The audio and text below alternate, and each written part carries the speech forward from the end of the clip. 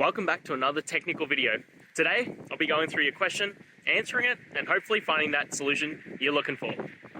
Guys, let's get ready to try and work through to that resolution, and remember to just stay a little bit crazy, just like me. Now, let's continue on.